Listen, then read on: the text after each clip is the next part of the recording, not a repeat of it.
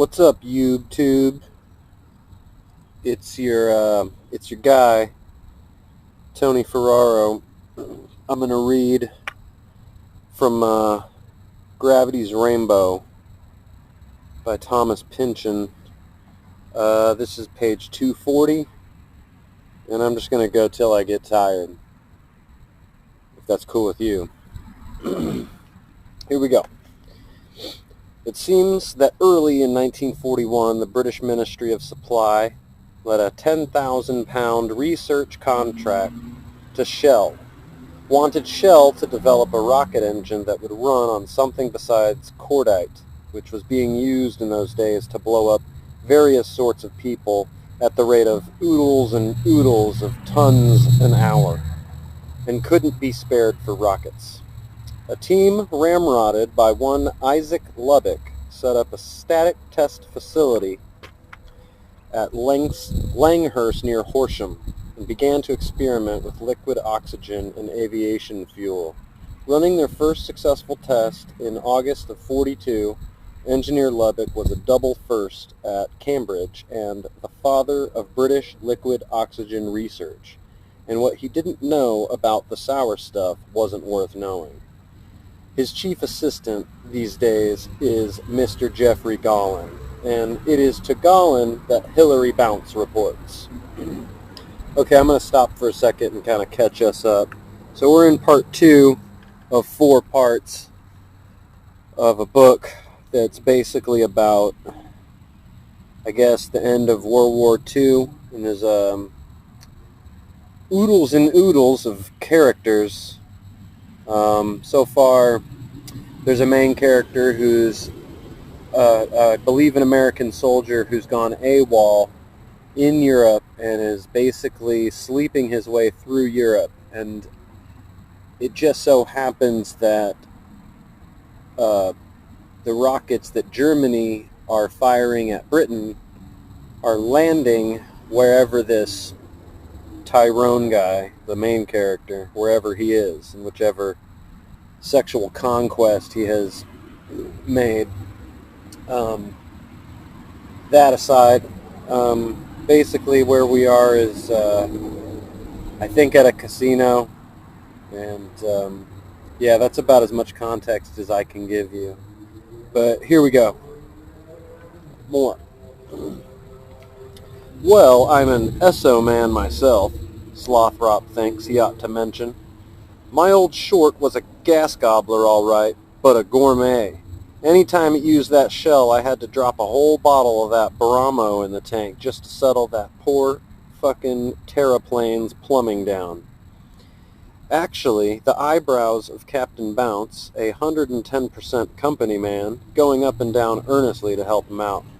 We handled only the transport and storage end of things then. In those days, before the Japs and the Nazis, you know, production and refining were up to the Dutch office in The Hague. Slothrop poor sap is remembering Kachi, lost Kachi, saying the name of her city, whispering Dutch love words as they moved down sea mornings, now another age, another dispension. Wait a minute. That's Bataf Petroleum Matt Shapage NV? Right.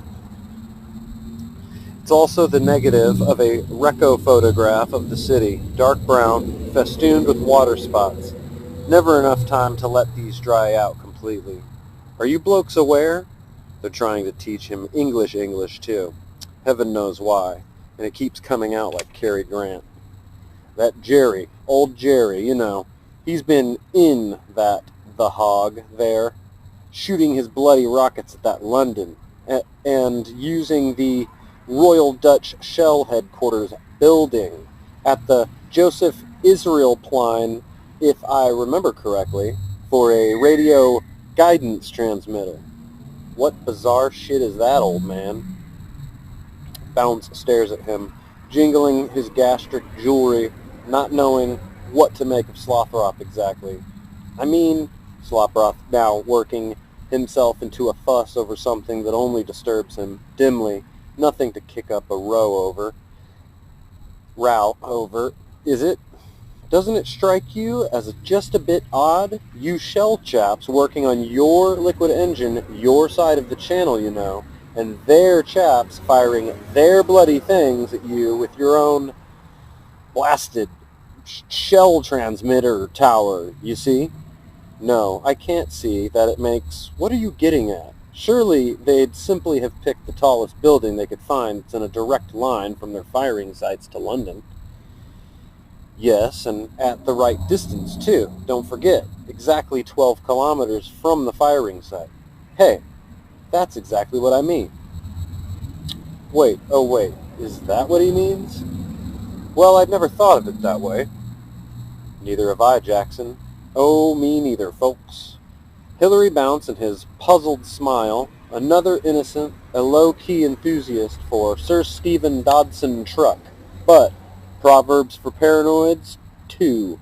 The innocence of the creatures is in inverse proportion to the immortality of the master. I hope I haven't said anything wrong. Why's that?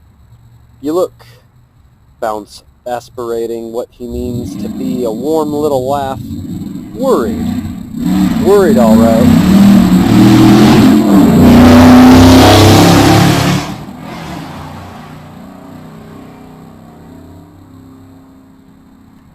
Worried, all right, by the jaws and teeth of some creature, some presence so large that nobody else can see it. There, that's the monster I was telling you about. That's no monster, stupid, that's clouds. No, can't you see? It's his feet. Well, Slothrop can feel this beast in the sky. Its visible claws and scales are being mistaken for clouds and other plausibilities. Or else everyone has agreed to call them other names when Slothrop is listening. It's only a wild coincidence, Slothrop. He will learn to hear quote marks in the speech of others. It is a bookish kind of reflex. Maybe he's genetically predisposed. All those earlier Slothrops packing Bibles around the blue hilltops as part of their gear, memorizing chapter and verse of structures and arcs, temples, visionary thrones, all the materials and dimensions. Data behind which, always, nearer or farther, was the numinous certainty of God. Well, what more appropriate way for Tyrone to get it one cold morning than this? It's a blueprint of a German parts list, reproduced so crummy he can hardly read the words. Vorrichtung für die Isolierung 00115565/43. Now what's this? He knows the number by heart. It's the original contract number for the A4 rocket as a whole. What's an insulation device doing with the aggregate's contract number? And a DE rating too. A DE rating too. The highest Nazi priority there is? Not good. Either a clerk at OKW fucked up, which is not unheard of, or else he just didn't know the number. But the rocket's in as the next best thing. Claim, part and work numbers all have the same flag note, which directs Slothrop to a document SG-1. Flag note on the flag note says, Geheime Kommando-Sicht. This is a state secret in the meaning of 35 R5138. R5138. Say, he greets General Wyvern nipping in through the door. Like to get a hold of a copy of that document SG-1. Ha ha, replies the General. So would our chaps, I imagine. Quit fooling. Every piece of Allied intelligence on the A4, however classified, gets stuffed into a secret funnel back in London and all comes out in Slothrop's fancy cell at the casino. So far, they've held back nothing. Slothrop, there are no SG documents. First impulse is to rattle the parts list in the man's face, but today he is the shrewd Yankee foxing the redcoats. Oh well, maybe I read it wrong. Making believe look around the paper-littered room. Maybe it was a 56 or something. Jeepers, it was just here. The general goes away again, leaving Slothrop with a puzzle, kind of a, well, not an obsession really, not yet. Opposite the parts listing, over in the materials column now, here's Imipolex G. Oh, really? Insulation device made of Imipolex G, eh? He kicks around the room looking for his handbook of German trade names. Nothing even close to it here. He locates next a master materials list for the A4 and all its support equipment. And there's sure no Imipolex G in that either. Scales and claws and footfalls no one else seems to hear. Something wrong? Hillary Bounce again, with his nose in the doorway. It's about this liquid oxygen. Needs some more of that specific impulse data there. Specific? Do you mean specific thrust? Oops, thrust. English to the rescue. Bounce diverted. For LOX, LOX, and alcohol, it's about 200. What more do you need to know? But didn't you chaps use petrol at Langhurst? Among other things, yes. Well, it's about those other things. Don't you know there's a war on? You can't be proprietary about stuff like that. But all our company reports are back in London. Perhaps my next time out. Shit, this red tape. I need it now, Captain. He goes around assuming they've assigned him a limitless need-to-know, and Bounce confirms it. I could send back by teletype, I suppose. Now you're talking. Teletype? Yes. Hillary Bounce was his own private Shell International network teletype rig or terminal. Just what Slothrop was hoping for. Right in his hotel room, back in the closet, behind a rack of Al-Kit uniforms and stiff shirts. Slothrop finesses his way in with the help of his friend Michelle, whom he's noticed Bounce has an eye on. Howdy, babe, up in a brown stocking hung garret, where the dancing girls sleep. How'd you like to get fixed up with a big oil man tonight? Some language problem here. She's thinking of getting connected through metal fittings to a gross man dripping somehow with crude oil. A sex angle she's not sure she'd enjoy. But they get that one straightened out, and presently Michelle is raring to go sweet-talk the man away from his teletype long enough for Slothrop to get on to London and ask about Imipolex G. Indeed, she has noted Captain Bounce now, and then among her nightly admirers, noted in particular an item of belly brass that Slothrop's seen too, a gold benzene ring with a Forme cross in the center, the I.G. Farben Award for meritorious contributions to synthetics research. Bounce got that one back in 32. Contributions to the industrial liaison, it suggests, was indeed dozing at the bottom of Slothrop's mind when the rocket guidance transmitter question arose. It has even, in a way, inspired the present teletype plot.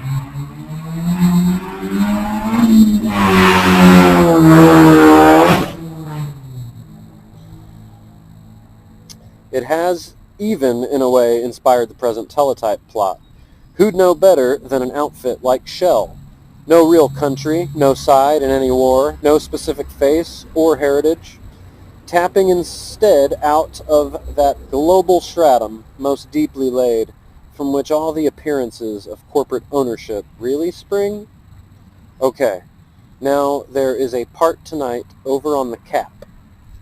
Chez Raoul de la Perlimpinpin, young madcap heir of the Limoges fireworks magnate, Georgie Poudre de la Perlimpinpin, if party is the word for something that's going on non-stop ever since this piece of France was liberated. Slothrop is allowed, under the usual surveillance, to drop into Raoul's whenever the mood strikes him. It's a giddy, shiftless crowd out there. They drift in from all corners of Allied Europe, linked by some network of family, venery, or a history of other such parties whose complexity his head's never quite been able to fit around. Here and there faces will go by, old American faces from Harvard or from Schaff. Names he's lost. They are revenants, maybe accidental, maybe. It is to this party that Michel has seduced Hilary Bounce, and for which Slothrop, soon as his reply to London has come nattering through in clear on Bounce's machine, now proceeds to dude himself up for. He'll read the information through later, singing, "With my face shined up like a microphone and a stock comb in my hair, I'm just as suave as an ice cream cone, say, I'm Mr. Debonair," and turned out in a green French suit of wicked cut with a subtle purple check in it, broad flowered tie won at the 30 et 40 table brown, and white wingtip shoes with golf cleats and white socks. Slothrop tops off now with a midnight blue snap-brim fedora and is away, clickety-clack, out of the foyer of the Casino Hermann Goring, looking sharp. As he exits, a wiry civilian, disguised as the Secret Service's notion of an Apache, eases away from a niche in the porte cochere and follows Slothrop's cab out the winding dark road to Raoul's party. Alright, that's some suspenseful stuff right there. So that's basically page 240 to 244 if you're following along in your copy. I want to thank you for reading along with me today. It was fun. I dig it. Talk to you soon.